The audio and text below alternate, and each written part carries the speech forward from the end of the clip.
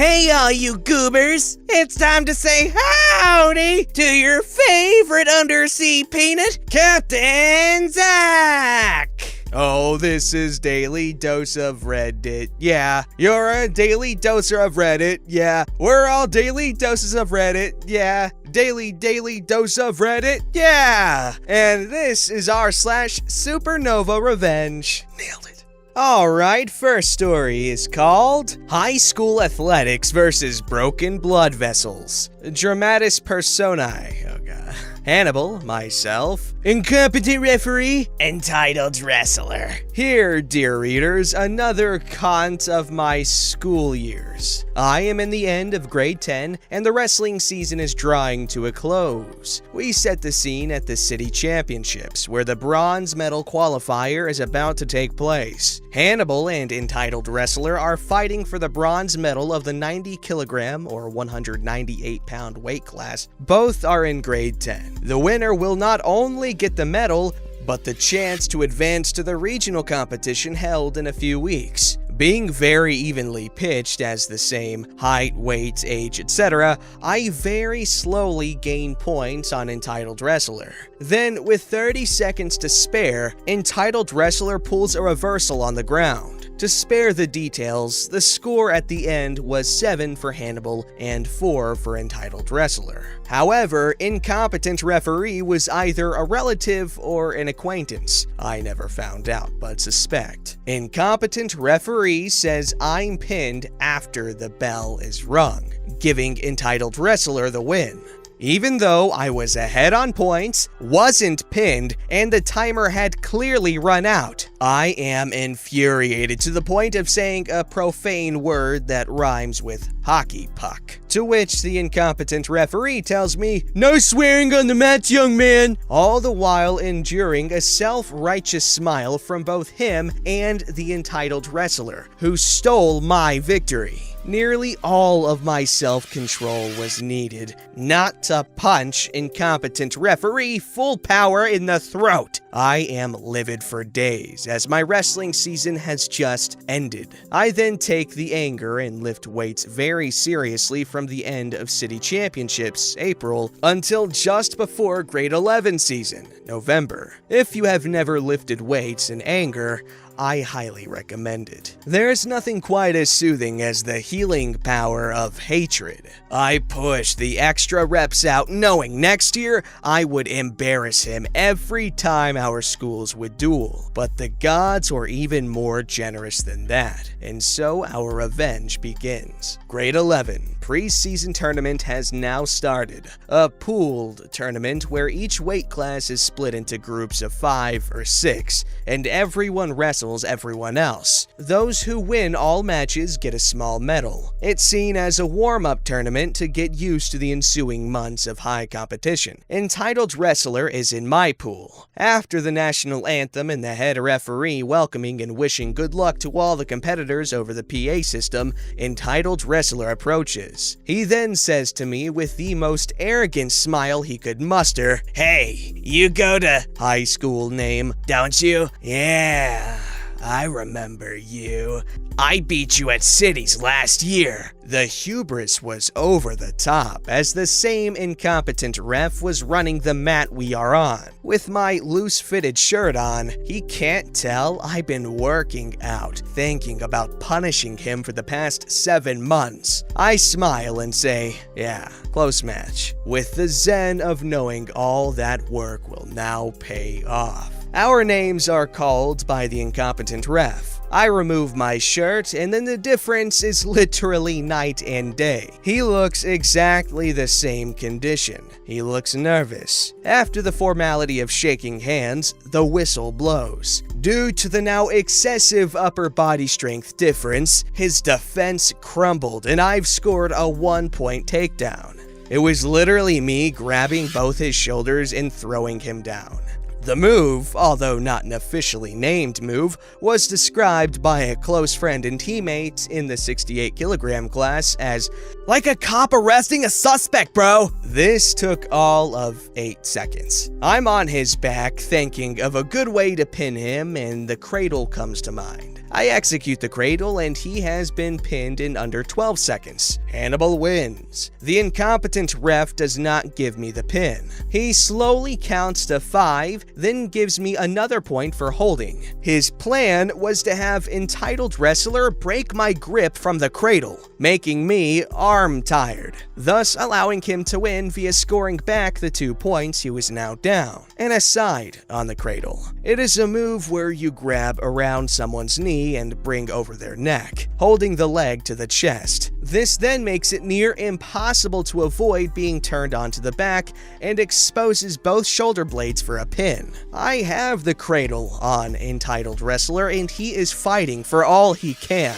The incompetent ref is not going to give me the win. My mind switches gears once I mentally figure out the following. I hate this person. He stole my victory last year and he's trying that even now. How much can I hurt him? I start squeezing harder and harder. Like a boa or a python, I squeeze harder when he breathes out so he can never refill his lungs to full capacity. The incompetent ref does nothing, waiting for me to exhaust myself. Entitled wrestler turns red, then blue. I'm suffocating him with all my might. My workouts had taken me to the low end of the strength spectrum for grown men, and he was still an average teenager. A fully legal move is still devastating to the body when done full power, with a massive strength difference for a long time. After a good 50 to 60 seconds of suffocating entitled wrestler into said pretzel formation,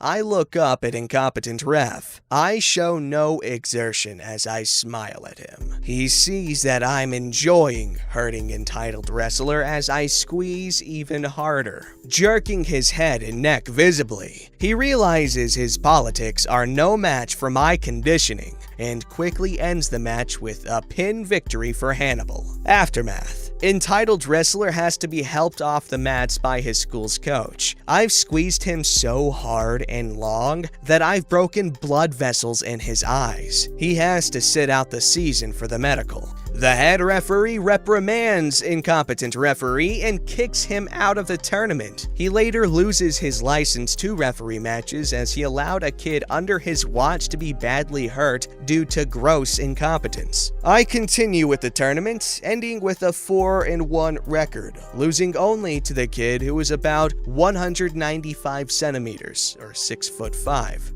With his reach advantage, he was able to keep me from grabbing around his waist. Edits! A few commentators have had specific themes. I'll now address them. 1. Those saying that isn't how the rules of wrestling work is that this was the international rules freestyle, not American folk style. You only score per the move and nothing is given for ride time. You can hold the opponent with his shoulders past 90 degrees as long as you want, but only get 1 point for tilting past and another for holding for 5 seconds. No points are given for escapes or reversals. 2. It is possible to remain the same weight while packing on muscle and losing fat. At the end of grade 10, I weighed about 88 kilograms or 193 pounds with 28.5% body fat. Subcutaneous fat similar to that of a sumo practitioner.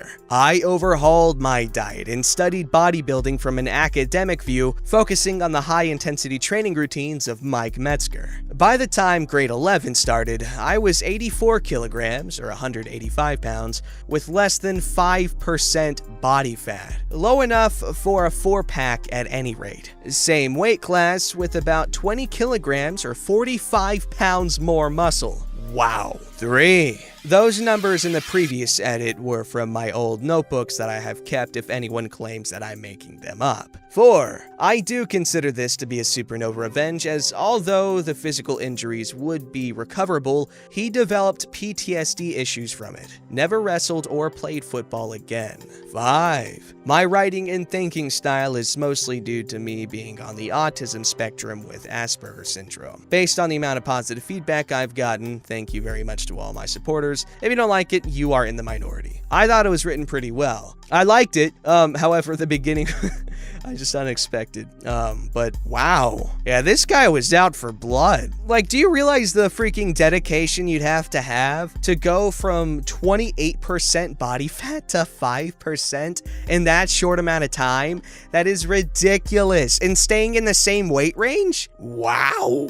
This story's called, Oops, I Forgot You're My Parents. I don't know if this belongs here, but teal deer at the bottom. Excuse me for mobile being so long and English being second language. This is our cast. There's me, butthole of a dad, careless speech, aka my mom, sibling 1, male, sibling 2, female. This is the story of my revenge against my parents. But first, a bit of background. Butthole Dad was an abusive person, if you can call him that, and Careless Beach was a negligent excuse of a mom. For 17 years of my life, I had to take every "I deserve it," every "we don't have any money," and especially every "nobody's gonna listen to a kid," because everybody would say I was a lie or it was just my point of view. Anyway, let's get to the story. Butthole Dad had already been abusing me for a long time, but I didn't care anymore. So I started small,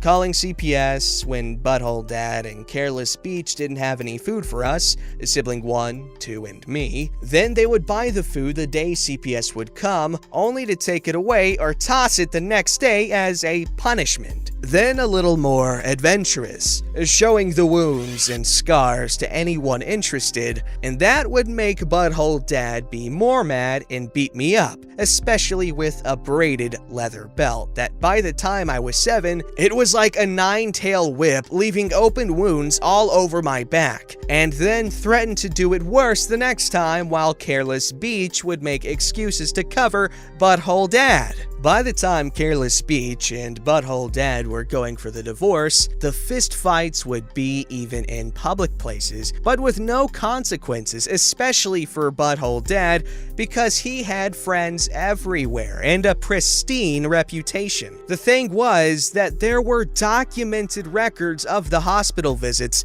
records in the police station that mysteriously disappeared by the court date, but they didn't know I kept tabs on everything by using my dad's tactics. After the divorce, sibling 1 stayed with Butthole Dad and tried to repeat the cycle to no avail, while sibling 2 and I stayed with Careless Beach. By default, grandparents have no right for custody where I live. Careless Beach had friends over all the time, even when she was married, at least the last year or so of it. So sometimes I would headbutt with either Careless Beach or her friend, until one day her friend said I wasn't helping in the house. One day, Careless Beach stops us, sibling 2 and I, at 11:30 p.m. or so to talk and says that I have to leave her house. But suddenly, sibling 2 pops out of the door behind and says, "Then who's gonna take care of me?" So Careless Beach's response was, "Then you go too." So I was a minor at the time, but getting college classes with another minor living at the streets for 3 weeks before I told my sister that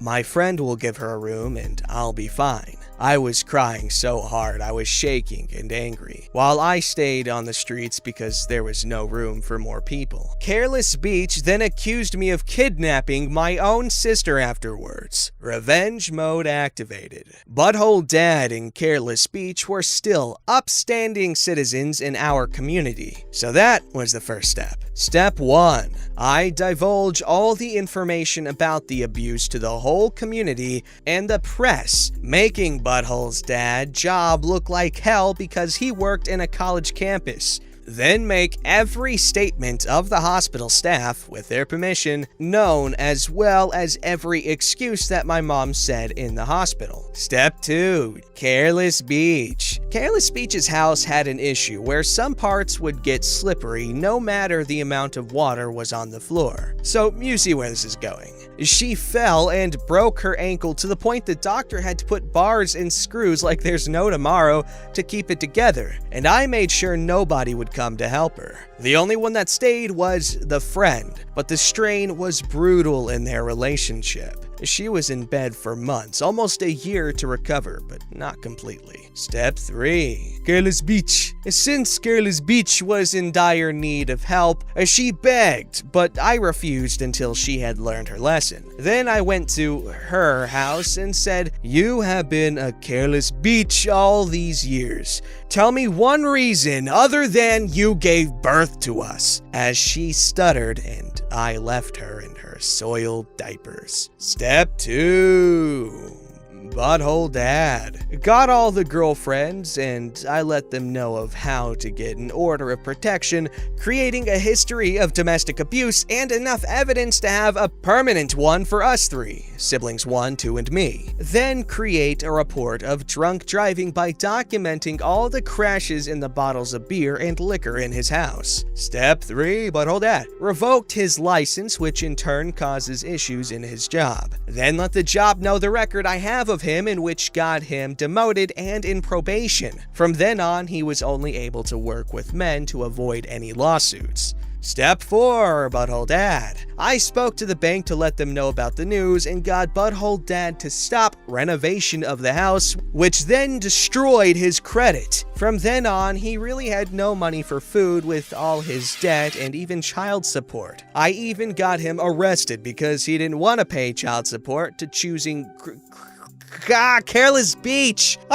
Even though we were kicked out of the house. Step 5, Butthole Dad. He developed severe depression and took sleep meds, but fell in the renovation area and couldn't shout to get help. I just saw him when sibling 2 wanted to see sibling 1 and just stared at him for a moment and then walked away, stating my dad was at the bar so nobody would look for him. He spent the whole night in the back of the house, the half renovation, filled with cuts, gashes, and a few bruises, I think. P.S. I don't have a grudge anymore, and the abuse was without limitations. He tried everything on me, and she didn't try to believe and see we were struggling. Wow, that was a dark story.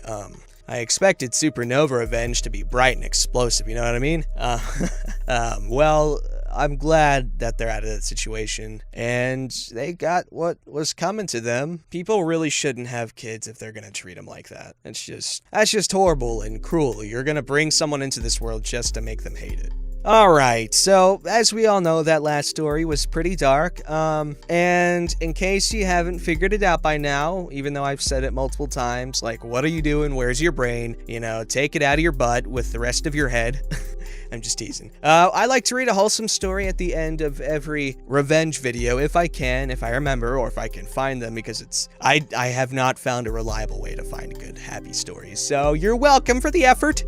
Here is a story called The Best Christmas Ever. This year, my mom died of stage 4 breast cancer, so even as a 13-year-old, I had to grow up and take care of my brothers so my dad could work to take care of his 6-kid family. There was just one thing I wanted this year for Christmas. I know it's not Christmas yet, but my dad told me that I was getting what I want and told me this story today. All I want was an Oculus Quest, and as you might know, it is sold out all across America. So my dad was freaking out trying to find one at a normal price for me, so he ended up on his search talk to a Walmart manager. He told him why he was looking for it and all the things I had done to earn it. He told my dad to come in on Friday because that was when the next truck with the last 3 in Wisconsin was coming. The truck came at midnight, and my dad was there at 6 a.m. The first 2 were sold, and the third would have sold, but the manager kept it in the back, so that when my dad showed up, he gave it to him to buy. So in the end, thank you, manager, for making my Christmas, and thank you, Dad, for getting me what I wanted. Alright, that was a really sweet story.